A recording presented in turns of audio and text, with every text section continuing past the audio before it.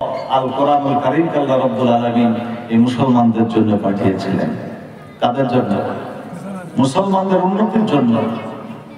আল্লাহ নিজেই বলেছেন কোরআনে, হে নবী আপনার উপর এই কোরআন অবতীর্ণ এই জন্য করি নাই যে কোরআন আপনাকে হতভাগ্য বানিয়ে দেবে, কোরআন এই জন্য আপনার উপর অবতীর্ণ করেছি যে কোরআন আপনার ভাগ্যের পরিবর্তন ঘটাবে। বন্ধু, আজকে যদি দেখি সেই দিনের ইতিহাস, তাহলে দেখতে পাবো যে আজ থেকে 1400 বছর আগের কথা, যে সময় একটা পৃথিবী অন্ধকারাচ্ছন্ন একটা পৃথিবীর মধ্যে সব চাইতে একেবারে অধঃপতন অতল নিমজ্জিত একটা জাতি, আরো বেদুইন বর্বর যাযাবর জাতির মধ্যে আল্লাহ তাবারক ওয়া তাআলা কোরআনকে পাঠালেন, আর কোরআনের সঙ্গে দিলেন একটা আলো, একটা প্রদীপ, যে প্রদীপের মাধ্যমে কোরআনকে জাতি বুঝলো এবং কোরআনের অনুশীলনে তারা পৃথিবীর শ্রেষ্ঠ জাতিতে পরিণত হলো। এই কোরআন সেই কোরআনে আছে যে কোরআন একসময় এই যাযাবর জাতিকে, আরব জাতিকে গোটা পৃথিবীর শাসনভার তার হাতে তুলে দিয়েছিল। মিলিয়ে নেবেন ইতিহাস পড়ে, গোটা পৃথিবীর 3টে মহাদেশ, আফ্রিকা, এশিয়া এবং ইউরোপ, 3টি মহাদেশের বিস্তৃত এলাকা জুড়ে একটা সাম্রাজ্য প্রতিষ্ঠা হয়েছিল। এই কোরআনের অধিকারীরা সেই সাম্রাজ্য প্রতিষ্ঠা করেছিলেন। কবি নজরুল বলেছেন, ভিখারির বেশে খলিফা যাদের শাসন করিল শাহজাহান, আজকে তাহারা ঘুমায় বেহুশ, বাইরে হয়েছে ঝড়।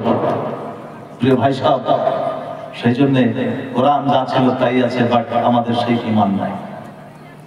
সেই জন্য বর্তমান অবস্থার উপরে ভিত্তি করে আল্লাহ রাসূলের জীবন সম্পর্কে 2-4টে কথা বলবো বলে খুতবার মধ্যে আপনাদের সম্মুখে একটা কোরআনের ছোট্ট একটা বাক্যাংশ পাঠ করেছি, ওটার উপরে ইনশাআল্লাহ আলোচনা আমি করব। কোরআনে কারীম আল্লাহ রাব্বুল আলামিন বলেন, লাকাদ কানা লাকুম ফি রাসূলিল্লাহি উসওয়াতুন হাসানাহ। আল্লাহ তাবারক তাআলা বলেন, ও পৃথিবীর মানুষ, তোমাদের জন্য আমি 2টা জিনিস পাঠিয়েছি। একটা হলো আমার কোরআন, একটা আল্লাহ আমার ওহীর জ্ঞান দিয়েছি, আর একটা ওহীর জ্ঞানকে বোঝার জন্য একটা নমুনা দরকার ছিল, আদর্শ দরকার ছিল, একটা রোল মডেল দরকার ছিল। সেই রোল মডেলটাকেও আমি বিশ্ব নবীর আকারে তোমাদের কাছে পাঠালাম। আল্লাহর নবী বলেছেন, ইন্নী বুইস্তু মুআল্লিমান, ও মুসলমান পৃথিবীর মানুষ, তোমাদের কাছে আমি শিক্ষক হিসাবে প্রেরিত হয়েছি। বলুন সুবহানাল্লাহ। প্রিয় বন্ধুরা আমার, আল্লাহ রাসূলকে আদর্শের প্রতীক বলা হয়েছে কোরআনে। লাকাদ কানা লাকুম ফি রাসূলিল্লাহি উসওয়াতুন হাসানাহ। বিশ্বের সমস্ত মানুষের জন্য আল্লাহ নবীকে মূল্যবোধের এবং আদর্শের মূল প্রতীক করা হয়েছে। আজকে যদি হিন্দু মনে করতে পারে যে নবীকে আমি আমার মূল্যবোধের আদর্শের মূল প্রতীক কেন মানব, আজকে খ্রিস্টান বলতে পারে কেন মানব, মুসলমান মানবে তাদের ধর্মের তিনি নবী ছিলেন তাকে মানবে, কিন্তু আমরা কেন মানবো, অন্য মানুষ কেন মানবে? আল্লাহ তো কোরআনে বলেছেন, সমস্ত মানুষের জন্য আমি আদর্শের মূর্ত প্রতীক করে বিশ্ব নবীকে প্রেরণ করেছি।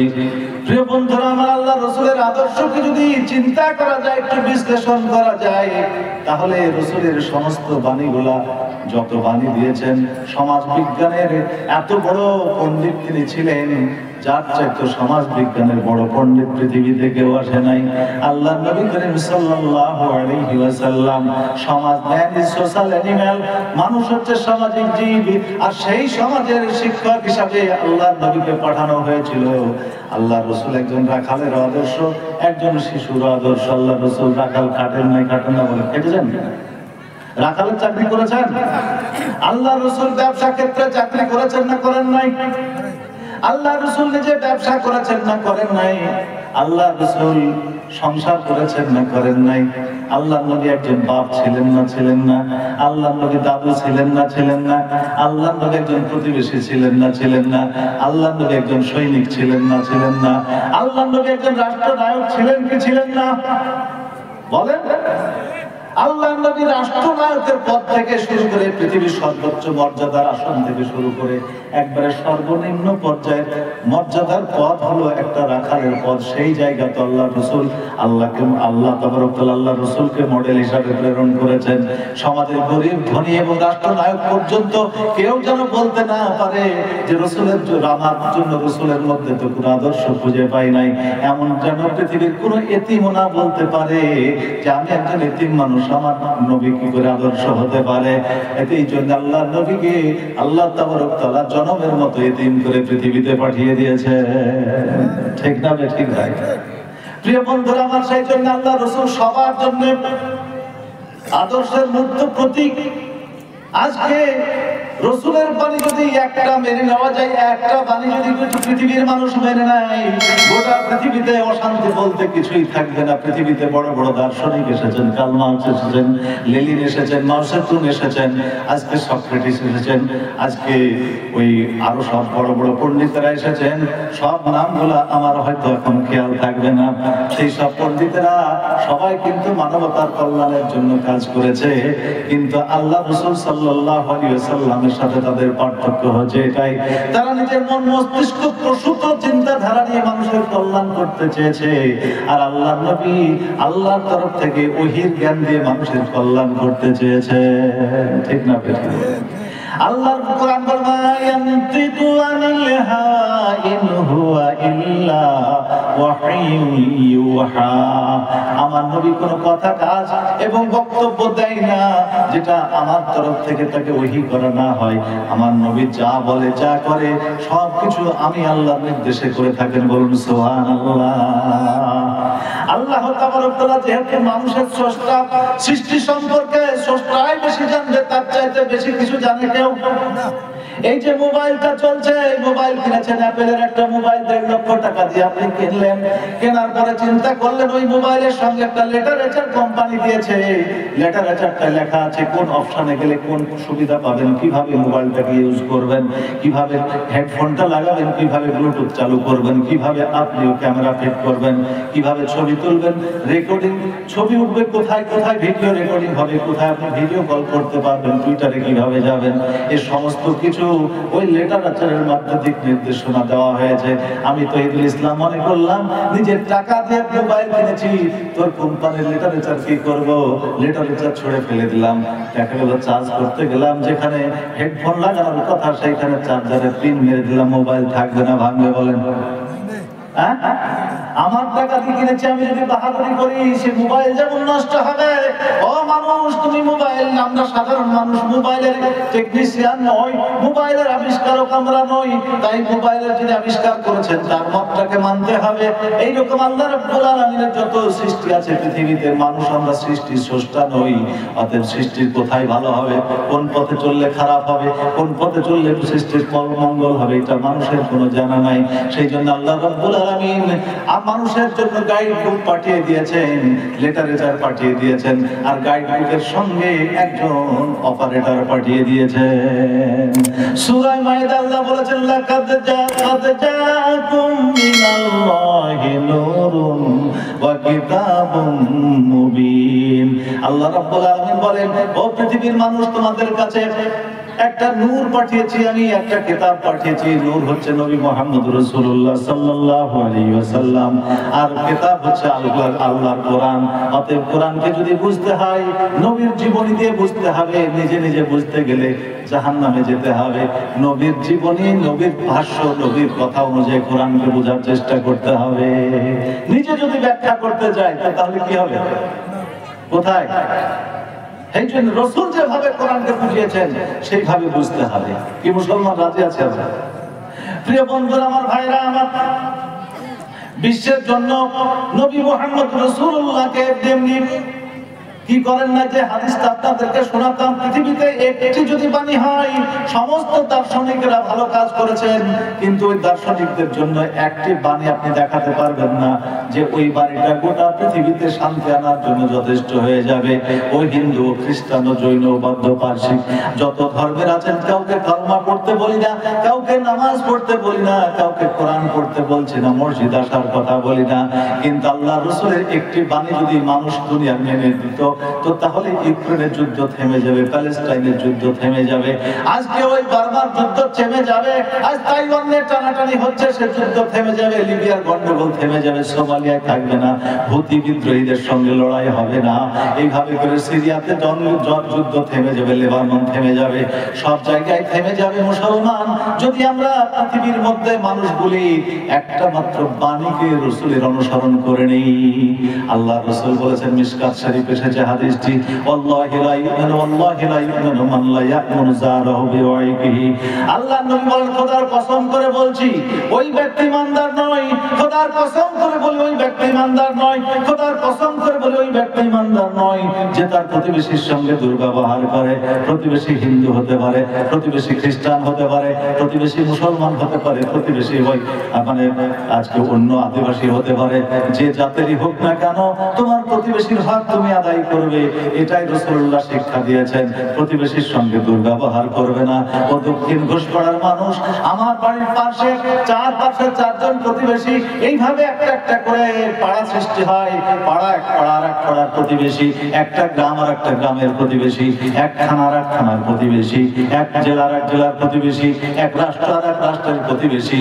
এইভাবে করে যদি আমরা গ্রাম গ্রামের সঙ্গে, থানা থানার সঙ্গে, আমার অফিসের সহকর্মীর সঙ্গে, আমার স্কুলের টিচার এক কর্মী আর এক কর্মীর সঙ্গে, আমার প্রতি চাষের প্রতিবেশী, জমির আলনে টানাটানি হবে না। প্রতিবেশী সুলভ ব্যবহার থাকলে গোটা পৃথিবীতে যদি রাসূলের এই হাদিসটা ইমপ্লিমেন্ট করা যায়, রাসূলের হাদিসটাকে যদি প্রয়োগ করা যায়, যদি এই পথটাকে যদি একটি বাণীকে যদি এস্টাবলিশ করে দেওয়া যায়, গোটা পৃথিবীর সমস্ত গন্ডগোল থেমে যাবে। প্রিয় বন্ধুরা, আমার ভাইরা, আমার মুসলমান সমাজ বিজ্ঞান পড়ার জন্য আজ তুমি হার্ভার্ডে যাও, কেমব্রিজে যাও, আজকে আমাদের দেশের শান্তিনিকেতনে যাও, যাদবপুর বিশ্ববিদ্যালয়ে যাও, বিভিন্ন বিশ্ববিদ্যালয়, আলিগড় বিশ্ববিদ্যালয়ে যাও, তুমি দিল্লি জামিয়া মিলিয়াতে যাও, আজকে জেএনইউতে যাও, বিভিন্ন বিশ্ববিদ্যালয়ে বড় বড় ডিপ্লোমা গ্রহণ করো। সমাজ বিজ্ঞানে তুমি যত কিছুই পড়ো না কেন, তোমার সমস্ত সমাজ বিজ্ঞানকে আল্লাহর রাসূল একটা হাদিসের মধ্যে ঢুকিয়ে দিয়েছেন। ঠিক না ঠিক?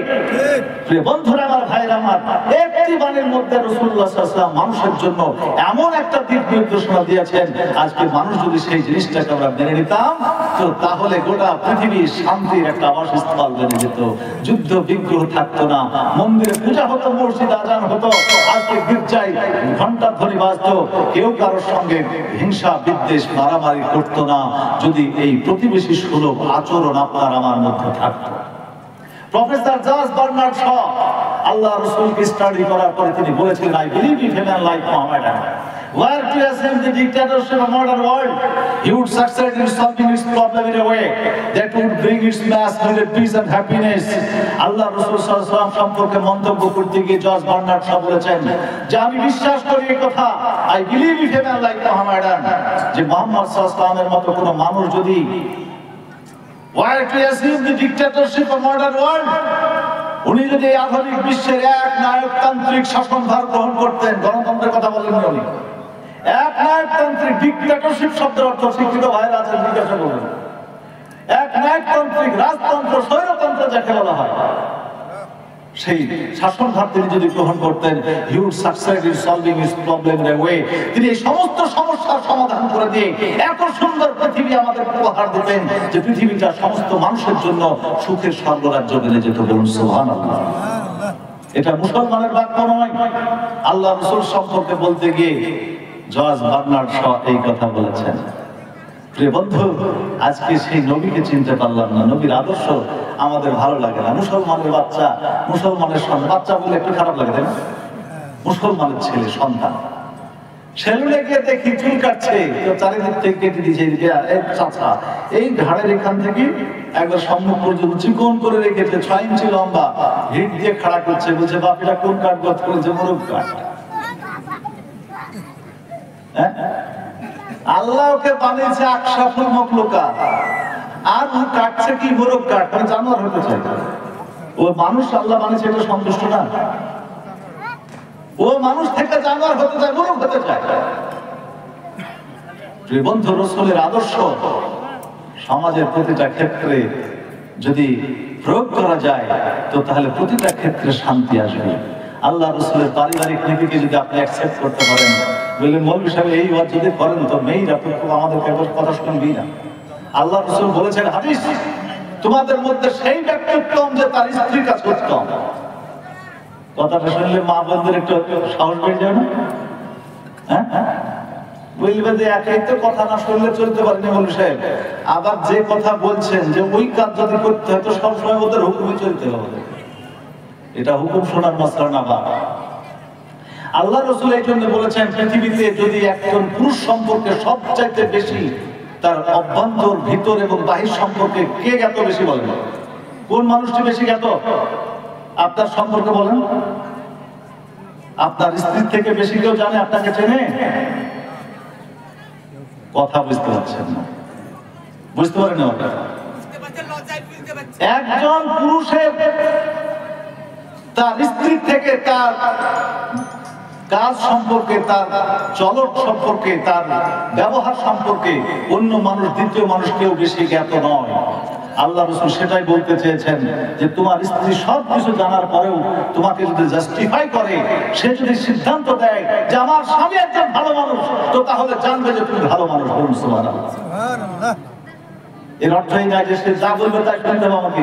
বাপ্পাকে ছেড়ে চলো, এখানে বাড়ি থেকে টাকা যাবে না, ছেলে লেখাপড়া হবে না, মাস্টারি পেয়েছি, চলো যা বহরমপুর বাড়ি করতে হবে, এইটা শোনা যাবে না। কথা বুঝতে পারলেন না? প্রয়োজনে হলে আপনি দিল্লিতে বাড়ি করতে পারেন, কিন্তু শুধু তাদেরকে ছেড়ে নয় বন্ধু, সব কথা শুনতে হবে তা নয়। আপনি তাকে তার কথা শোনেন না, তারপরে আপনার স্ত্রী কি করে? আপনাকে জাস্টিফাই করছে যে হ্যাঁ এই লোকটি সৎ মানুষ। আল্লাহ রাসূল বলেছেন তোমাদের মধ্যে সেই ব্যক্তি উত্তম যে তার স্ত্রীর কাছে উত্তম। প্রিয় বন্ধুরা আমার, যদি এই কথাটা আমরা মানতাম তো স্বামী স্ত্রীর মধ্যে দ্বন্দ্ব থাকতো না। আজকে আমরা স্ত্রীকে ডমিনেট করি, তার মর্যাদা দিই না। স্ত্রীকে কি করি? ডমিনেট করি।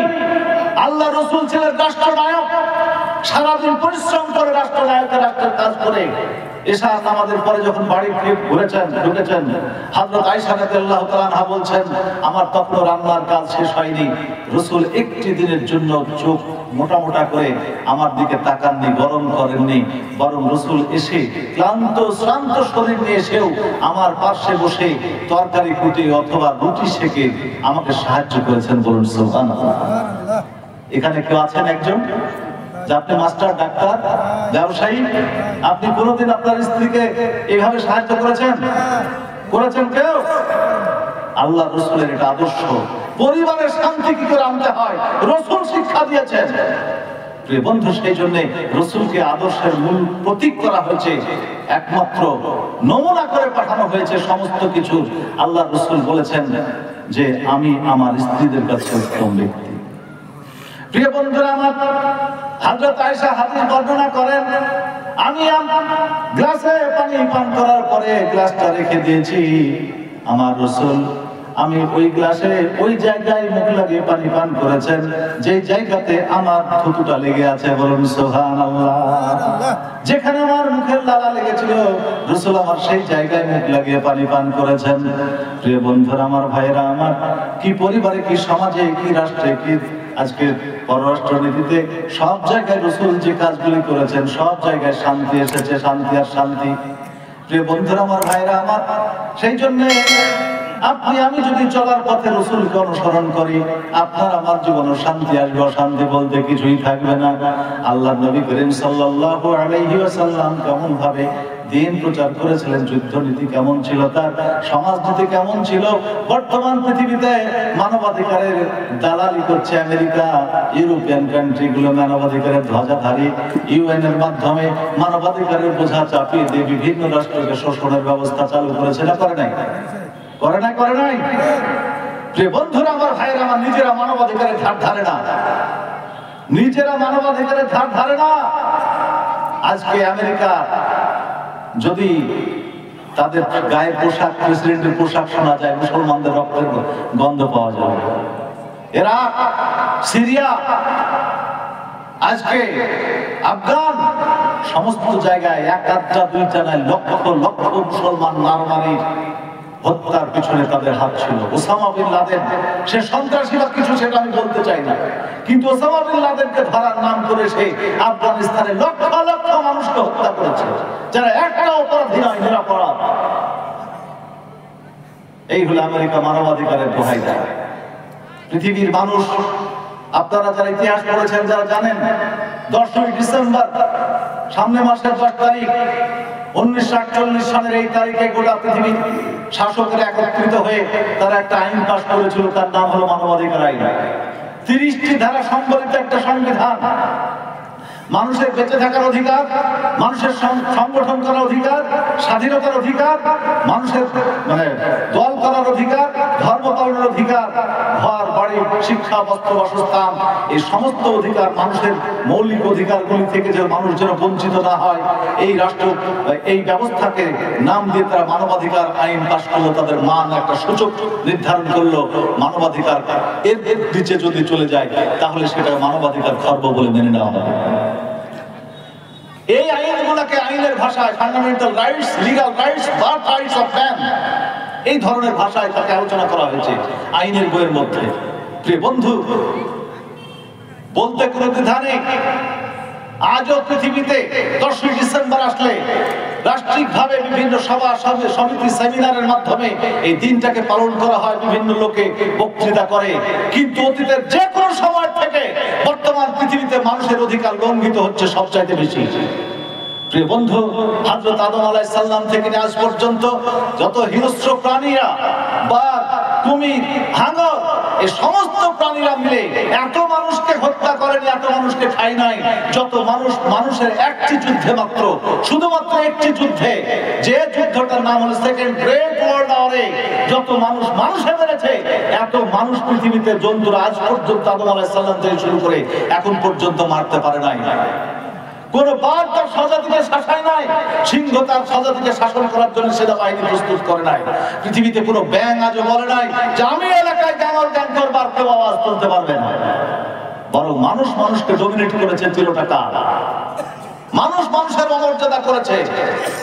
আজকে মুসলমান হিসাবে মানবাধিকারের শিক্ষা আমার কাছে নতুন কিছু নয়। আমার মানবাধিকারের শিক্ষা শিখিয়েছেন বিশ্বনবী জনাবে মুহাম্মদ রাসূলুল্লাহ সাল্লাল্লাহু আলাইহি ওয়াসাল্লাম আজ ১৫০০ বছর আগে। আল্লাহ রাসূল ফি হিজ্জাতুল বিদা, আল্লাহ রাসূল হজ্জাতুল বিদাতে বলছেন, আলা ইন্নাল্লাহ হারাম আলাইকুম ওয়া আমওয়ালাকুম আনফুসাকুম কায়াউমিকুম হাযা কাবালাদিকুম হাযা কাশাহরিকুম হাযা, রাওয়াহুল বুখারী। বুখারী শরীফের হাদিস হচ্ছে এটাই। আল্লাহ রাসূল সাল্লাল্লাহু আলাইহি ওয়াসাল্লাম বলেছেন, মানুষের অধিকার সম্পর্কে বলতে গিয়ে বলেছিলেন, যে পৃথিবীর মানুষেরা শোনো, ও মুসলমানেরা শোনো, তোমরা শুনে নাও, তোমাদের জান মাল, তোমাদের ইজ্জত সম্ভ্রমকে আল্লাহ সেই রকম সম্মানিত করেছেন, যেমন কাবা ঘরের সম্মান দিয়েছেন, যেমন হজের দিনের সম্মান দিয়েছেন, যেমন মক্কা শহরের মর্যাদা দিয়েছেন, সেই রকম মর্যাদাশালী করেছেন তোমাদের জান মাল, ইজ্জত এবং সম্ভ্রমকে। বলুন সুবহানাল্লাহ। প্রিয় বন্ধুরা আমার, ভাইরা আমার, আল্লাহ রাসূল মানবাধিকারের শিক্ষা দিয়ে গেছেন আজ থেকে ১৫০০ বছর আগে। আমার কোরআন আমাকে শিক্ষা দিয়েছে। আমি একজন মুসলিম হিসাবে আমি দাক্ষিণ ভাষায় এটা ঘোষণা করতে চাই যে আমি যে কোনো রক্তপাতের বিরোধী। কথা ঠিক না বেঠিক? যে কোনো রক্তপাতের বিরোধী। কেন? কোরআন বলছে, মান কাতালা নাফসান বিগাইরি নাফসিন আও ফাসাদিন ফিল আরদ কান্নামা কাতালান নাস জামিআ। কোন ব্যক্তি যদি, কোন মানুষ যদি কোনো মানুষকে অন্যায়ভাবে হত্যা করে, পৃথিবীতে ফিতনা সৃষ্টির জন্য হত্যা করে, আল্লাহ তাআলা বলেছেন সে যেন পৃথিবীর 8 বিলিয়ন মানুষকে হত্যা করলো, 800 কোটি মানুষকে হত্যা করলো। এই পরিমাণ গুনাহ আল্লাহ তার আমলনামায় দিয়ে দেন। বলুন নাউজুবিল্লাহ। প্রিয় বন্ধু, একজন ইমানদার হিসাবে, একজন মুসলিম হিসাবে প্রত্যেকটা মুসলমানের এই কথা থাকতে হবে যে আমরা যে কোনো রক্তপাতের বিরোধী। আজ প্রিয় ভাইরা আমার, আজকে প্যালেস্টাইনের বুকে ১৩,০০০ শিশু এবং নারী সহ ১৩,০০০ মানুষকে আকাশ থেকে বোম্বিং করে হত্যা করা হয়েছে। কথা ঠিক না বেঠিক? বলেন কথা ঠিক না বেঠিক? আজ ওইখানে কোনো মানবাধিকারের স্লোগান নাই। যারা আজকে শিশু, ছোট্ট শিশু ১.৫ মাস বয়সে অক্সিজেনের অভাবে হসপিটালে বোম্বিং করে জেনারেটর পর্যন্ত নিভিয়ে দিয়েছে, হসপিটালের কারেন্টের ব্যবস্থা বন্ধ করে দিয়েছে, রসদ সরবরাহের রাস্তা বন্ধ। ওইখানে 23 লক্ষ মানুষ আছে, কয়েক হাজার মানুষ যারা লড়াই করছে তাদেরকে বাদ দেন। ওই 23 লক্ষ মানুষ কি অপরাধ করেছে? এখানে মানবাধিকারের আইন চলে না, এখানে মানবাধিকারের কাদাই না। আজ পৃথিবীর বড় বড় রাষ্ট্রগুলো পুতুলের মতো তাকিয়ে তাকিয়ে দেখছে মুসলমানদের রক্ত পিপাসু একটা দল মুসলমানদেরকে হত্যা করছে, আর তারা তামাশা দেখছে দূর থেকে দাঁড়িয়ে দাঁড়িয়ে। মনে পড়ে যায় সেই সময়ের কথা, ওই যখন নাকি ওই কালো মানুষ আর দুর্বল গরিবদের উপরে অত্যাচার স্ট্রিট রোলার চলতো এবং তারা তামাশা দেখতো, বড় সাদা মানুষ, সাদা চামড়ার মানুষ। প্রিয় বন্ধুরা আমার, আজকে মানবাধিকারের কথা আমাদেরকে শিক্ষা দাও। মানবাধিকারের শিক্ষা তো দিয়েছেন রাসূল করিম সাল্লাল্লাহু আলাইহি ওয়াসাল্লাম। আজকে ইরাকের বন্দী যুদ্ধবন্দী যারা ছিল তাদেরকে আমেরিকা গুয়ান্তানামো বেতে নিয়ে গেছে, ড্রপিং সিস্টেমের মাধ্যমে লোহার খাঁচায় তুলেছে আর পানির চেম্বারে ডুবিয়ে দিয়েছে, অজ্ঞান হয়ে যাওয়ার মতো হয়েছে তখন তুলেছে, আর তাদেরকে বলছে যে এই কথা স্বীকার কর যে ওয়ার্ল্ড ট্রেড সেন্টারে তারা আক্রমণ চালিয়েছিল। কোনো ক্লু নাই, কোনো উইদাউট এভিডেন্স, কোনো প্রমাণ নাই, সন্দেহজনক ভাবে একটা মানুষকে ধরে নিয়ে গিয়ে এইভাবে অত্যাচার স্টিমুলার চালানো হয়েছে। ইরাকের জেল আবু গারিবের মধ্যে আমেরিকান সৈন্যরা মুসলিমদেরকে একজনের পেশাব আর একজনকে পেশাব খেতে বাধ্য করেছে, উলম্ব করে দাঁড় করিয়ে পেশাব করিয়ে দিয়েছে, আর একজনকে পেশাব খাইতে বাধ্য করেছে। এটা তারা আমাদেরকে মানবাধিকারের কথা শিক্ষা দিতে আসে। বিশ্বনবী জনাবে মুহাম্মদ রাসূলুল্লাহ সাল্লাল্লাহু আলাইহি ওয়াসাল্লাম মানবাধিকারের চূড়ান্ত পরাকাষ্ঠা দেখিয়েছেন মক্কা বিজয়ের সময়। কথা ঠিক না ঠিক বলে? প্রিয় বন্ধুরা, আমার ভাইরা আমার, আল্লাহর নবী মক্কা বিজয় হচ্ছে, মক্কা বিজয়ের জন্য 10,000 সৈন্য রিক্রুট করেছেন, 10,000 সৈন্য সঙ্গে নিয়েছেন, মক্কা অভিমুখে যাত্রা করলেন। আল্লাহ রাসূল সাল্লাল্লাহু আলাইহি ওয়াসাল্লাম সৈন্যদেরকে বললেন, সাহাবাদেরকে বললেন, ও সাহাবারা শোনো, আমার অর্ডার না পাওয়া পর্যন্ত মক্কায় প্রবেশ করবে না, কোন মানুষকে হত্যা করবে না, বৃদ্ধের গায়ে হাত তুলবে না, নারীদেরকে স্পর্শ করবে না, শিশুর উপর অত্যাচার করবে না, কোন যুবক যদি নিরস্ত্র থাকে তাকে আক্রমণ করবে না, কোন মানুষ যদি নিজের বাড়ির মধ্যে দরজা লাগিয়ে দেয় তাকে আক্রমণ করবে না। আল্লাহর নবী বললেন, যে হারাম শরীফ আশ্রয় দিবে তাকে আক্রমণ করবে না, যে আবু সুফিয়ানের বাড়িতে আশ্রয় দেবে তাকে আক্রমণ করবে না। এবার আপনাকে শিখিয়ে দেন, বুঝিয়ে দিন, আপনি নিজের বাড়িতে থাকলে আক্রমণ বন্ধ, মেয়েদের উপর আক্রমণ বন্ধ, নিরস্ত্র মানুষের উপর আক্রমণ বন্ধ। আল্লাহ রাসূল তো সেই নবী যাকে গলায় চাদর দিয়ে নামাজ অবস্থায় অজ্ঞান করে দেওয়া হয়েছে, উঠে নাড়ি ভুড়ি মাথার উপরে চাপিয়ে দেওয়া হয়েছে। আল্লাহ রাসূল তো সেই সাহাবীদেরকে নিয়ে এসেছেন যে হযরতে বেলালকে গলায় রশি দিয়ে রাস্তায় রাস্তায় টেনে নিয়ে বেড়ানো হয়েছে, যে হযরতে উমাইর রাদিয়াল্লাহু তাআলা আনহুকে জ্বলন্ত আগুনের উপরে শুইয়ে দিয়েছে, দেওয়ার পরে বুকের উপর পাথর চাপিয়ে দিয়েছে, শরীরের মধ্যে আগুনগুলি পুড়ে পুড়ে ঢুকে গেছে, শরীরের রস আগুনের মধ্যে মিশে গিয়ে আগুন নিভে গেছে। এইরকম অত্যাচারের জুলুম চালিয়েছে যে হযরত সুমাইয়া রাদিয়াল্লাহু তাআলা আনহাকে হযরত সুমাইয়াকে আবু জাহেল নিজে তার গুপ্তাঙ্গে বল্লম মেরে তাকে শহীদ করে দিয়েছে। হযরত সুমাইয়া পৃথিবীর প্রথম মুসলমান শহীদ একজন নারী ছিলেন। অপরাধ ছিল তিনি পড়েছিলেন লা ইলাহা ইল্লাল্লাহ, এই কালেমা পড়ার জন্য তাকে এইভাবে হত্যা করা হয়েছে। এই সমস্ত সাহাবাদের কথা রাসূলের ব্রেনে আছে, তারপরে রাসূল বলছেন কি যে কাউকে আক্রমণ করবে না, কাউকে মারবে না, কাউকে আঘাত করবে না। অথচ যারা আধুনিক বলে দাবি করে একটা মানুষকে খুঁজতে এসে নিরপরাধ মানুষের উপরে ক্লাস্টার বোম বিস্ফোরণ ঘটিয়েছে। ক্লাস্টার বোম বোঝেন? ক্লাস্টার বোম বলা হয় একটা বড় বোমের মধ্যে ছোট ছোট অনেক বোম থাকে, শত শত বোম থাকে, ওইটা আকাশে ফাটে আর ওইটা লোকালিটির উপরে গিয়ে মানে 100 জায়গা 200 জায়গাতে এটা পড়ে আর ছোট ছোট বিস্ফোরণ ঘটে। এটা ক্লাস্টার বোম বিস্ফোরণ ঘটানো হয়েছে আফগানিস্তানের উপরে। ওই সব আক্রমণ চালিয়েছে যারা, তাদের ইতিহাস পড়ে দেখার দরকার যে বিশ্বনবী জনাবে মুহাম্মদ রাসূলুল্লাহর উপরে এত অত্যাচার ইস্তিগফার চালানো হয়েছিল। আল্লাহ রাসূল মক্কা বিজয় করলেন। মক্কা বিজয় করার পরে আল্লাহ রাসূল জিজ্ঞাসা করছেন, ও মক্কার অধিবাসী বৃন্দ, তোমরা আমার কাছে কি ব্যবহার আশা করো? লম্বা ঘটনা বলবো, আমি শুধু কোটেশন দিয়ে যাব যে আল্লাহ রাসূল জিজ্ঞাসা করছেন, মক্কার ভাইরা তোমরা বলো যে তোমরা আমার কাছে কিরূপ ব্যবহার আশা করো? আল্লাহ রাসূল সাল্লাল্লাহু আলাইহি ওয়াসাল্লামের কথা শুনে মক্কার মানুষদের মুখ দিয়ে কোনো কথা ঢোকে না, কথা বেরোয় না। আল্লাহ রাসূল সাল্লাল্লাহু আলাইহি ওয়াসাল্লাম কি বলে এইটা চিন্তা করছে, ব্রেনের মধ্যে ঘুরপাক খাচ্ছে। হায়রে মুহাম্মদ সাল্লাল্লাহু আলাইহি ওয়াসাল্লাম, তোমাকে দেশ থেকে তাড়িয়ে দিলাম, তোমার সাহাবীদের অত্যাচার করলাম, তোমার এই বিটি জাইনাবকে উটের পিঠে নেজা মেরে ফেলে দিয়ে তাকে গর্ভপাত করিয়ে দিয়েছে, যে অসুস্থতার কারণে তার মেয়ে পর্যন্ত শহীদ হয়ে গেছে। ও মুহাম্মদ, তোমাকে আমরা বিষ খায় মারতে চাইলাম, তোমাকে তোমার চাচা মানে ওই আমির হামজার বুকের কলিজা বের করে চিবিয়ে চিবিয়ে আমরা খেলাম, তারপরেও তুমি বলছো যে আমরা কিরূপ ব্যবহার তোমার কাছে আশা করি? মুখ থেকে কথা সরে না। আল্লাহর নবী আবার প্রশ্ন করলেন, বলো তোমরা আমার কাছে কিরূপ ব্যবহার আশা করো? যারা বুদ্ধিমান মানুষ ছিলেন, জ্ঞানীগুণী ছিলেন, তারা বললেন, ও মুহাম্মদ বিন আব্দুল্লাহ, আমরা একজন ছোট ভাই বড় ভাই মহৎ বড় ভাইয়ের কাছে যেমন বেয়াদবি করে, অত্যাচার করে, জুলুম করে, নির্বুদ্ধিতার কারণে তার সঙ্গে খারাপ ব্যবহার করে, আর একজন বড় ভাই মহত্বের গুণ দিয়ে ছোট ভাইকে যেমন ক্ষমা করে দেয়, আমরা সেই রকম ব্যবহার আশা করি। আল্লাহ রাসূল সাল্লাল্লাহু আলাইহি সাল্লাম বললেন, ও আমার প্রাণপ্রিয় জন্মভূমি মক্কার অধিবাসীবৃন্দ, তোমরা শোনো, আজকে তোমাদের উপরে কোনো প্রতিশোধ দিতে আসি নাই, তোমাদের উপরে কোনো রাগ ঝাল মেটানোর জন্য আসি নাই।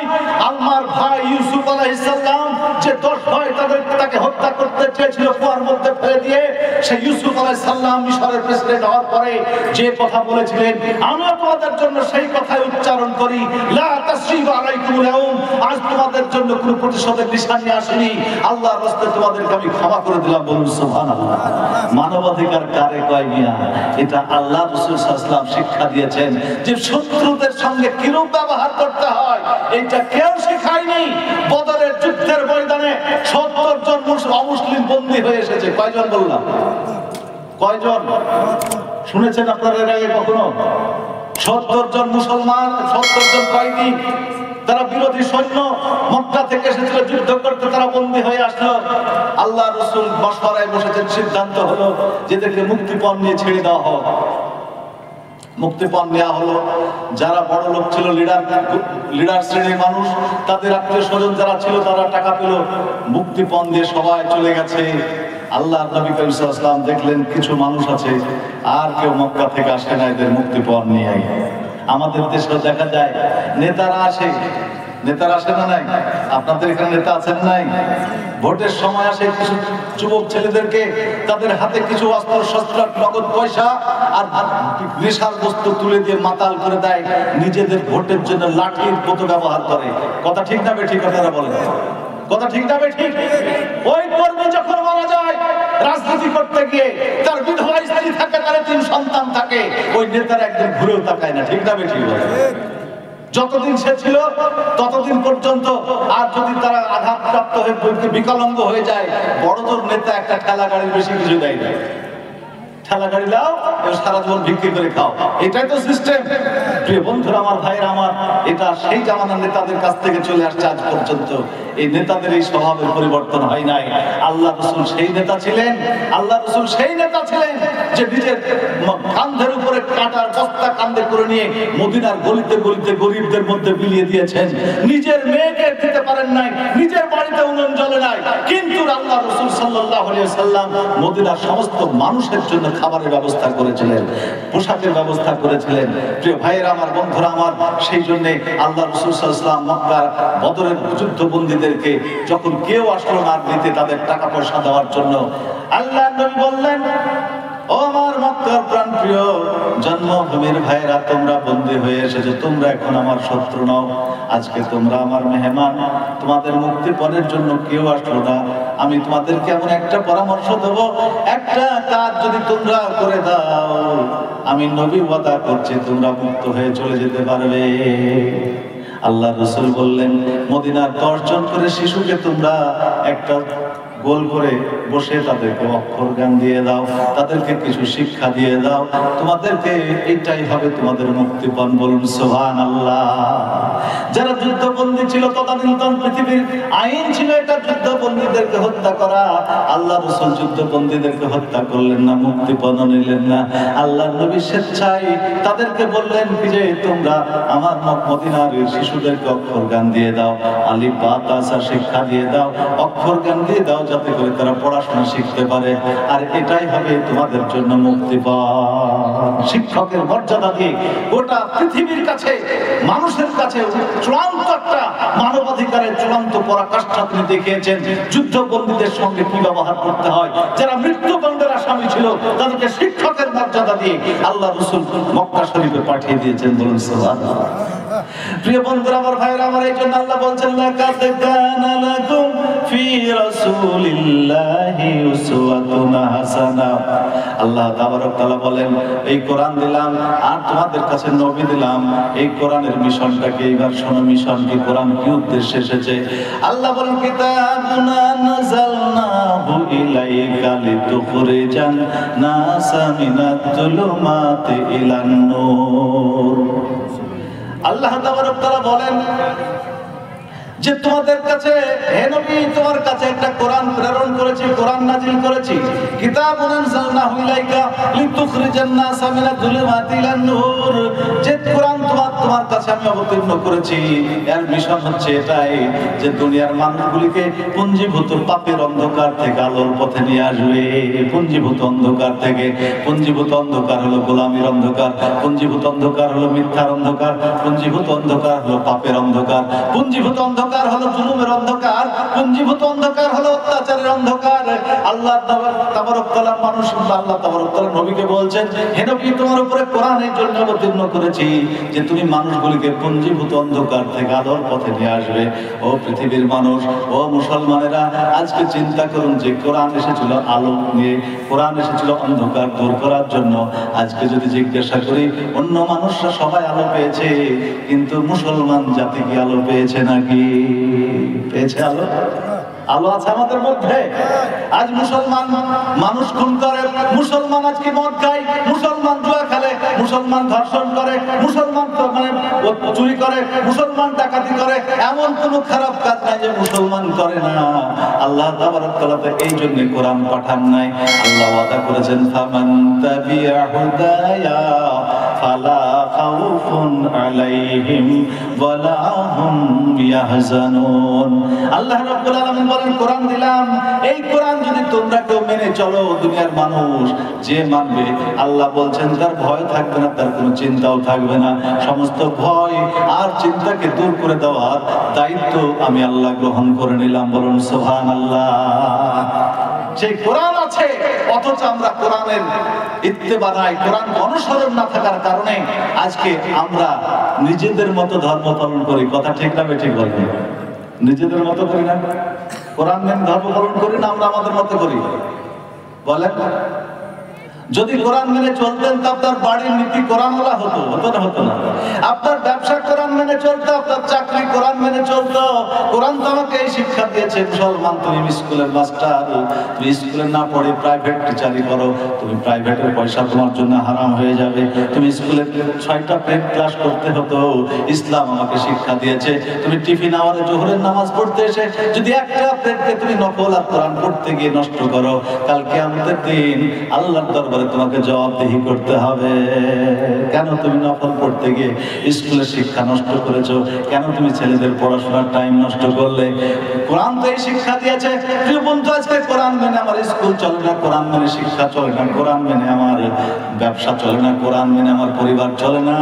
এরপরে আমরা বলি নিজেকে মুসলমান, মুসলমান বলি। আল্লাহ কোরআনে বলেছেন, ওয়ামা আসাবাকুম বিমুসিবাতিন ফাবিমা কাসাবাত আইদিকুম।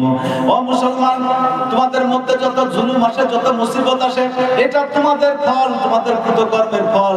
দুহাতে যেমন করেছো সেই রকম ফল পাবে। যে বন্ধুরা আমার, ভাইরা আমার, আল্লাহ সেই জন্য বললেন যে আমি কোরআন দিলাম, আর একটা মডেল দিলাম, সেই মডেলকে অনুসরণ করবে। কোরআনের মিশন হলো যে অন্ধকার থেকে আলোর পথে নিয়ে আসবে। এইবার কোন লোক যদি প্রশ্ন করে, বুঝলাম কোরআনের মিশনে অন্ধকার থেকে আলোর পথে নিয়ে আসবে, এইবার যদি কেউ প্রশ্ন করে তাদেরকে আলোর পথ দেখাবে, শুধু মুসলমানদেরকে দেখাবে নাকি? কোরআনের জবাব দিয়ে দেয় নিজেই, হুদাল লিন্নাসি ওয়া বাইয়িনাতিম মিনাল হুদা ওয়াল ফুরকান। বাণী সকলের নয় শুধু মুমিনের, যারাই চলবে মেনে ফল পাবে কোরআনের। এ বাণী সকলের নয় শুধু মুমিনের, যারাই চলবে মেনে ফল পাবে কোরআনের। ঘরে বলো কিবা রাষ্ট্রে বলো, অশান্তি দূর করে শান্তি আনে। সমাধান সমাধান চাও যদি জীবনে মরণে, ভেবে যাও খুঁজে নাও চোখ রাখো কোরআনে। ভেবে যাও খুঁজে নাও চোখ রাখো কোরআনে। এ তো চির অম্লান চির মুক্তির ডাক, এ যে মহাবাণী খোদার কালামে পাক। ঠিক না বেঠি? এ তো চির অম্লান। আসসালামু আলাইকুম। একটি ঘোষণা, আপনারা যার জন্য চিন্তিত বা আকাঙ্ক্ষিত বক্তা আপনাদের, সে বক্তা চলে এসেছে, আপনারা চলে যাবেন না। অনেকে চলে যাচ্ছেন যে বক্তা নাই, আসেনি বা আসবে না, এর পূর্বে একবার এরকম হয়তো প্রতারণা করেছে, আজকে হয়তো প্রতারণা করছে, এরকম মনে মনে ভাবছেন। এরকম ভাবনা চিন্তা না করে কেউ চলে যাবেন না। চলে এসেছে বক্তা মসজিদে নামাজ পড়ছেন, টিফিন করে চলে আসবেন। কয়েক মিনিট আপনারা বসে যান। এ তো চির অম্লান চির মুক্তির ডাক, এ যে মহাবাণী খোদারি কালামে পাক। তবেই পাবে সুখ শান্তির ঠিকানা, মেনে যদি নাও তুমি মনে প্রাণে। সমাধান সমাধান চাও যদি জীবনে মরণে, ভেবে যাও খুঁজে নাও চোখ রাখো কোরআনে। ভেবে যাও খুঁজে নাও চোখ রাখো কোরআনে। যাহার পরশ পেয়ে পাথর হলো সোনা, সন্দেহ কোনো নাই যার কি ঠিকানা। যাহার পরশ পেয়ে পাথর হলো সোনা, সন্দেহ কোনো নাই যার কি ঠিকানা। এ যে চির বিপ্লব পিছে ফেলে যত সব, এ যে চির বিপ্লব পিছে ফেলে যত সব, এগিয়ে চলেছে কবর পানি। সমাধান সমাধান চাও যদি জীবনে মরণে, ভেবে যাও খুঁজে নাও চোখ রাখো কোরআনে। প্রিয় বন্ধুরা আমার, ভাইরা আমার, এই কোরআনের সংস্পর্শে যারা এসেছে তারা এই সোনায় হীরায় পরিণত হয়ে গেছে। পাথরগুলি সোনা হয়ে হীরা হয়ে গেছে, পিতলগুলি সোনা হয়ে গেছে। ও মুসলমানের দল, আজকে চিন্তা করলাম না আপনার বাড়িতে একটা কোরআন, মসজিদে একটি কোরআনের কপি আছে, পাণ্ডুলিপি আছে। আজ সেই কোরআনের সঙ্গে একটা কাঠের জোড়া হয়ে গেল, তার নাম হলো রেহেল। রেহেলের এত মর্যাদা আল্লাহ বাড়িয়ে দিলেন যে রেহেলটা মানুষ শুধু উজু করার পর লাড়ে, আর তা অন্য সময় লাড়ে না মস্তায়। কিন্তু রেহেলকে উজু করে নাড়তে হবে, এটা কোথাও বলা নাই। কিন্তু ওই রেহেলের সঙ্গে একটা জুজদান জোড়া হলো, 15 টাকা 20 টাকা দামের একটা কমা কাপড়ের তৈরি হয় কোরআনটাকে পেঁচানোর জন্য।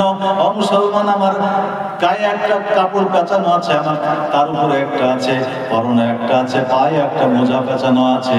এগুলা তার চাইতে দামি পোশাক, কিন্তু পয়সা দিয়ে দাম দিয়ে কিনতে হয়। কিন্তু আমার টুপি এবং আমার সব কিছু যদি রাস্তায় পড়ে থাকে, কারো যদি পা লেগে যায়, কেউ তুলে চুমা খাই না, কেউ চুমা খায়। কিন্তু একটা 15 টাকা 20 টাকা দামের একটা জুজদান যদি পড়ে থাকে কোথাও, কোন মুসলমান যদি দেখে, পা লাগার আগে ওই জুজদানটা তুলে চুমা খেয়ে উপরে টাঙিয়ে রাখে। ঠিক না বেঠিক বলেন? ও মুসলমান, চিন্তা করলাম না যার কোনো মূল্যই ছিল না, একটা কাপড় আল্লাহ তার সম্মান দেয়নি, ইজ্জত দেয়নি। আল্লাহ ঘোষণা করেনি তাকে আশরাফুল মাখলুকাত বলে। আল্লাহ বলেনি যে তাকে আমি সর্বোচ্চ মর্যাদা দিয়েছি, লাকাদ কাররামনা বানি আদম। এই কথা আল্লাহ ওই কাঠের জন্য বলে নাই, কিন্তু যে মানুষের জন্য আল্লাহ বলেছেন লাকাদ কাররামনা বানি আদম, আজকে তোমাদের সব থেকে সম্মান দিয়েছি, আর সেই জাতের মধ্যে তোমাদেরকে আমি মুসলমান বানিয়েছি। ও মুসলমান, তোমার হাতে মসজিদে কোরআন, বাড়িতে কোরআন থাকলো, চিন্তা করলেন একটা কাঠের যদি সম্মান বাড়ে, একটা কাপড়ের যদি সম্মান বাড়ে, এই কোরআন থাকার পরেও মুসলমান তোমার সম্মান কেন বাড়ে না? কিসের জন্য বাড়লো না? যে কোরআন এসেছিল সোনাকে, পিতলকে সোনা করার জন্য, পাথরকে হীরায় পরিণত করার জন্য। একটিবারও কেউ আজ শুনলাম কত, কিন্তু চিন্তা করলাম না হযরত ওমর ছিলেন একেবারে বড় ধরনের একটা কি ডেঞ্জারাস মানুষ, ভয়ঙ্কর মানুষ ছিলেন, মারাত্মক মানুষ ছিলেন। সেই সময় আরবের লোকেরা সবাই তাকে ভয় করত। আল্লাহ রাসূল সম্পর্কে সিদ্ধান্ত নিতে মিটিং বসেছে। আল্লাহর নবী করিম সাল্লাল্লাহু আলাইহি ওয়াসাল্লাম এই যে গারে হেরা থেকে যে মন্ত্র নিয়ে এসেছেন, লা ইলাহা ইল্লাল্লাহু মুহাম্মাদুর রাসূলুল্লাহ, এই কালেমা পড়ছে আমির হামজা চলে গেল, আবু বকর চলে গেল, আজকে ওসমান চলে গেল, আজকে আলী চলে গেল, আজকে সুমাইয়া চলে গেল, আম্মার চলে গেছে, উমায়ের চলে গেছে, ইয়াসির চলে গেলেন। এই সমস্ত সাহাবীরা লাইন লাগিয়েছে একটার পর একটা। হযরত বেলাল গোলাম কৃতদাস পর্যন্ত তার লাইন লাগিয়ে দিয়েছে। এত অত্যাচার করে তাকে আমি সাইজ করতে পারলাম না। গোলামের উপর অত্যাচার করলে কোনো বিচার হতো না, তার কৃতদাস সে এসেছিল, কিনা মাল ছিল, সে মাল নষ্ট করুক আর যাই করুক, সেই সমাজে কোনো বিচার হতো না। ওই হযরত বেলালের পুরো অত্যাচার চলল, তারপরেও তাকে ঈমান ছাড়া করা গেল না। আবু জাহেল চিন্তা করেছে এত আবু জাহেল উৎসটা কি, কোথা থেকে আসে, কেন এই মহব্বত তৈরি হয়ে যায়। আবু জাহেল, উতবা, সাইবা এবং আবু সুফিয়ান চারজনে রাত্রির অন্ধকারে কোরআন শোনার জন্য গেছে আল্লাহ রাসূলের বাড়ির পাশে। সারা রাত্রি কোরআন শুনতেছে। কোরআন শুনতে শুনতে তাদের হুঁশ হারিয়ে গেছে। ভোর রাত্রি শুরু হয়ে গেছে, তাহাজ্জুদের কোরআন রাসূল পাঠ করে চলেছেন। ভোর রাত্রিতে যখন ফজরের টাইম হলো, আবু জাহেল বাড়ি ফিরতে যায়, আবু সুফিয়ানের সঙ্গে টক্কর খেয়ে যায়। চারো নেতা চার জায়গায় পর দেখা হয়ে গেল। অন্ধকার রাত্রিতে দেখা হওয়ার পর বলছে, আবু সুফিয়ান তুমি কেন এসেছো? আবু জাহেল বলে, আবু সুফিয়ান বলে, আবু জাহেল তুমি কেন এসেছো? বলছে, তুমি যে কোরআন শুনলে তোমার কি মনে হলো? আবু সুফিয়ান বলে, আবু জাহেল, যে কথাগুলি আমরা শুনলাম এটা মানুষের কথা হতে পারে না। আবু জাহেল বলছে, আমার তো মন্তব্য তাই, কিন্তু ব্যাপার সমস্যা হচ্ছে আমরা নেতা মানুষ, আমরা যদি এই মতলামিতে পড়ে যাই আবু বকরের দশা হবে, হযরত আমির হামজার দশা হয়ে যাবে। অতএব এর জন্য কোরআন শোনা বন্ধ করতে হবে। আজও পৃথিবীতে এই প্রোপাগান্ডা চলছে, কোরআনের মাদ্রাসাগুলি বন্ধ করো, মসজিদের তালা লাগাও, আছে না নাই বলেন? আছে না নাই? প্রিয় বন্ধু, আল্লাহ কোরআনে বলেছে, রিদুনা লিয়ুতফিউ নূরাল্লাহি বিআফওয়াহিহিম ওয়াল্লাহু মুতিম্মু নূরিহি ওয়ালাউ কারিহাল কাফিরুন।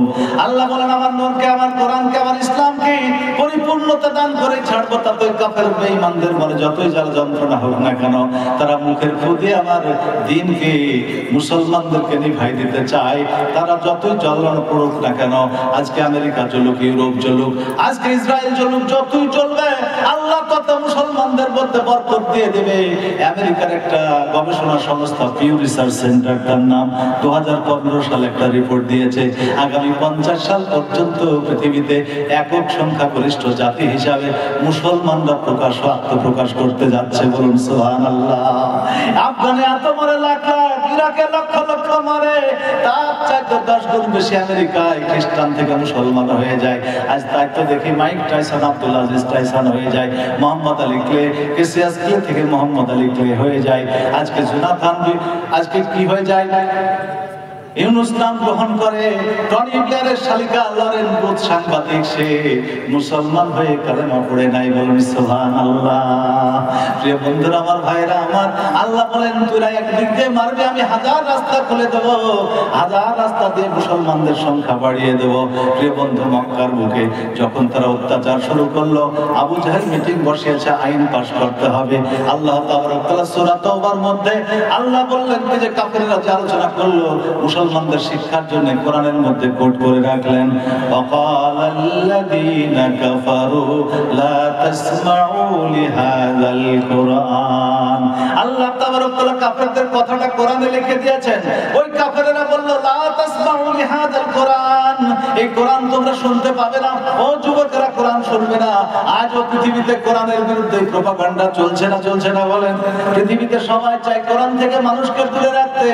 কোরআনের শিক্ষা যত প্রসারিত হবে, পৃথিবী থেকে তত দুর্নীতি দূর হয়ে যাবে। প্রিয় বন্ধুরা আমার, সেই জন্য আজ ওই প্রোপাগান্ডা চলছে। আল্লাহ তাবারক তাআলা যখন নাকি কোরআন নাজিল করেছেন, সেই সময় হযরতে ওমরের কথা বলি, আবু জাহেল মিটিং বসিয়েছে কিভাবে মুহাম্মদকে জব্দ করা যায়। এক সময় সিদ্ধান্ত হলো যে মুহাম্মদ সাল্লাল্লাহু আলাইহি ওয়াসাল্লামকে হত্যা করতে হবে, মুহাম্মদ সাল্লাল্লাহু আলাইহি ওয়াসাল্লামকে জেলখানায় বন্দী রাখতে হবে। আবার কেউ পরামর্শ দিল, দেশ থেকে বহিষ্কার করে দাও, শয়তান দেখছে তাই সব বুদ্ধি তো মাঠে মারা যাবে, অতএব এই বুদ্ধিগুলোকে বাতিল করে আমার বুদ্ধি কাজে লাগাতে হবে। শয়তান চিন্তা করলো যে আমি পরামর্শ দেব, একেবারে বড় আলকেল্লা জুব্বা পরে উপরে একটা কালো বেল্ট বেঁধে রুমালের মধ্য দিয়ে যেমন আরবের শেখরা আসে, ঠিক সেই বেশে গিয়ে হাজির হয়েছে। এমন সময় আবু জাহেল জিজ্ঞাসা করে, বলেন তো আপনি কে? আমাদের মধ্যে রুদ্ধতার বৈঠকে কেন ঢুকেছেন? কোন দিক দিয়ে আসলেন? আবু জাহেলকে বলে, আমি আনা শাইখুন নাস নাজদে, আমি নাজদের শায়েখ, সেই সময় সবচাইতে শিক্ষিত মানুষ নাজদে বাস করত, বড় বড় ধর্মীয় পণ্ডিতেরা নাজদের বাসিন্দা ছিল। তার সে বলল আমি না না শায়েখুন নাজ, আমি নাজদের শায়েখ কাশফের হালাতে জানতে পেরেছি যে তোমরা ভুল সিদ্ধান্ত নিতে চলেছ, বিপদে পড়ে গেছো, তাই আমি বিপদ থেকে মুক্ত করার জন্য এসেছি। আবু জাহেল বলে কোনো বিপদে পড়ি নাই। শয়তান বলে এক নম্বরে বিপদে পড়েছো, তোমরা মুহাম্মদকে জেলখানায় বন্দী করতে চেয়েছো।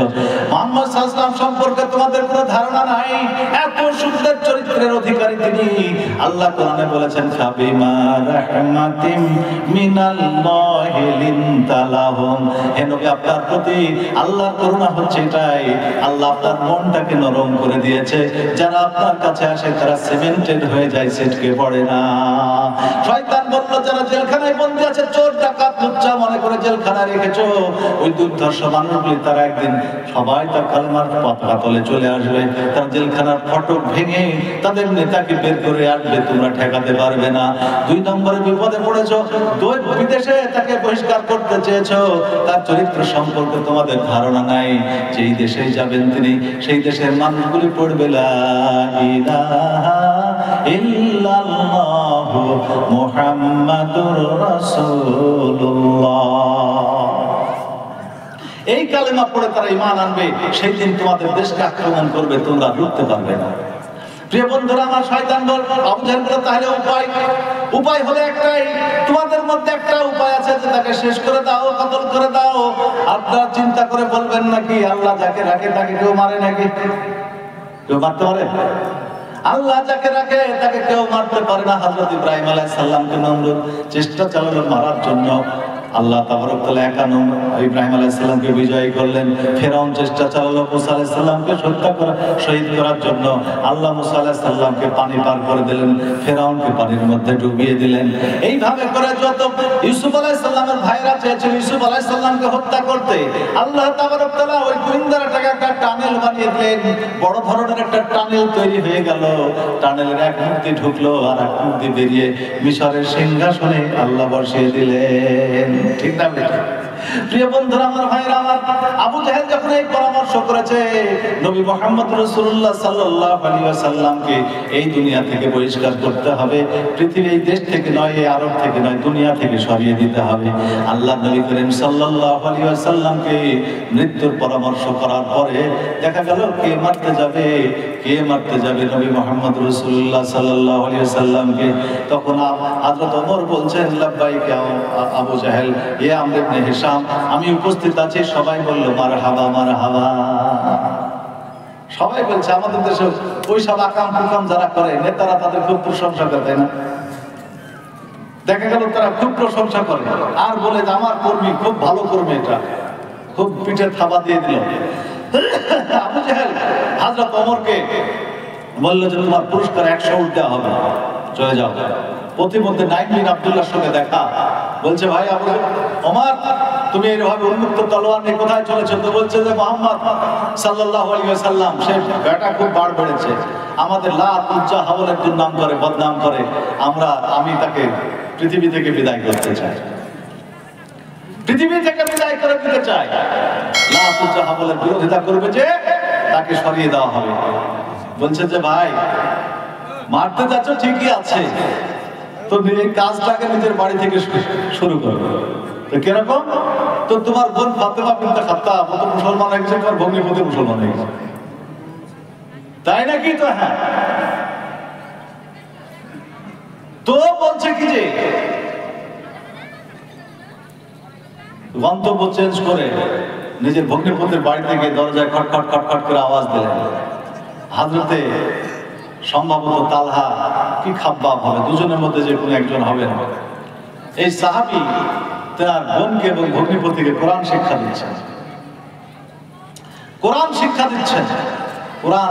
দিচ্ছেন, এমন সময় হযরত ওমরের সাড়া পেয়ে তারা খুব সতর্ক হয়ে গেলেন।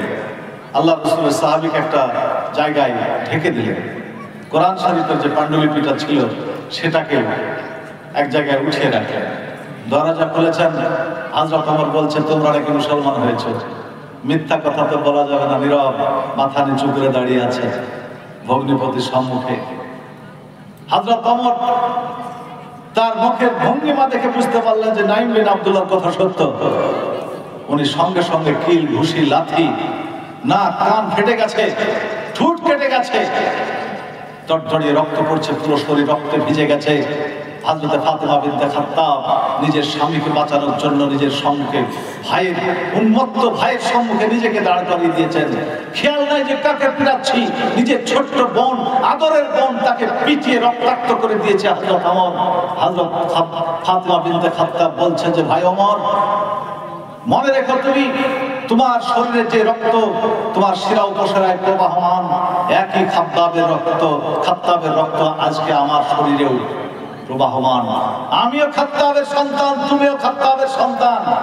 তুমি আমাকে মারতে মারতে মাটির সঙ্গে মিশিয়ে দিতে পারো, কিন্তু আমার অন্তরের মধ্যে যে প্রদীপ, যে নূরের জ্যোতি আল্লাহ রাসূল জ্বালিয়ে দিয়েছেন, সেই নূরকে তুমি আমার মধ্য থেকে ছিনিয়ে নিতে পারবে না। হযরত ওমর সঙ্গে সঙ্গে নিজেকে ব্রেক করে নিলেন। নেওয়ার পরে চিন্তা করলেন, হায়রে, যে বোনকে কোনোদিন আমি আঘাত করিনি, এত ভালোবেসে এত মায়া মমতা দিয়ে বড় করে তার স্বামীর ঘরে পৌঁছে দিয়েছি, যে বোন আমার সঙ্গে কোনোদিন চোখে চোখ রেখে কথা বলার সাহস করেনি, সেই বোনকে এত পিটিয়েছি, এত মেরেছি, তারপরে চোখে তার পানি নাই, মুখে তার আওয়াজ, প্রতিবাদের সুর, এত শক্তি, এত সাহস কোথা থেকে পাই? হযরত ওমর জিজ্ঞাসা করলেন, বোন আমার, বলো তোমরা কি পড়ছিলে? হযরতে ফাতেমা বিনতে খাত্তাব বলছেন যে ভাই, ওই পড়ছিলাম যে বইটা, সে বইটা তোমার কাছে দিতে পারি, যদি একটা শর্তে, যদি তুমি তাকে অবমাননা না করো। যদি অবমাননা না করো। হযরত ওমর সেই বই পড়লেন। পড়ার পরে তিনার দুই গন্ড বেয়ে চোখ দিয়ে ঝরঝর করে পানি ঝরে পড়ছে।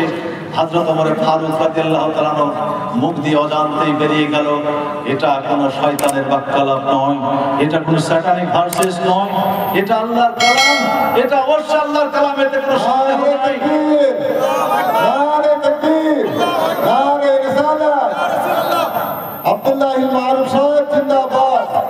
জনাব মাওলানা মোহাম্মদ আব্দুল্লাহ মারুফ সাহেব জিন্দাবাদ। হযরত ওমর রাদিয়াল্লাহু তাআলা ইসলাম গ্রহণ করেছেন কোরআনের সংস্পর্শে এসে, কোরআন পড়ে। সেই কোরআন আজকে আপনার আমার কাছে আছে, কিন্তু আমরা হযরত ওমর কোথা থেকে কোথায় চলে গেলেন। যে ছিলেন একটা সাধারণ মানুষ, তাকে আল্লাহ রাব্বুল আলামিন কোরআনের খাতিরে, কোরআনের খেদমতের কারণে গোটা পৃথিবীর অর্ধেকের শাসনকর্তা বানিয়ে দিয়েছিলেন।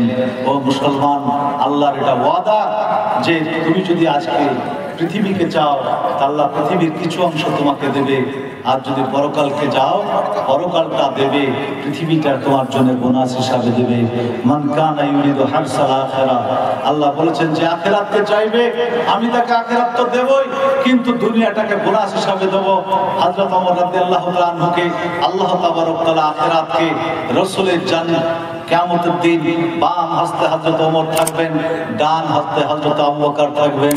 এইভাবে করে রাসূল আমার কিয়ামতের দিন উপস্থিত হবেন। সেই হযরত ওমর এত মর্যাদা পাওয়ার পরেও গোটা পৃথিবীর অর্ধেক পৃথিবীর শাসনকর্তা হয়েছিলেন। প্রিয় বন্ধু, আজকেও হতাশ হওয়ার কিছু নেই। আজকেও পৃথিবীতে আল্লাহ, সেই আল্লাহ আছেন। আজকেও পৃথিবীতে সেই কোরআন আছে।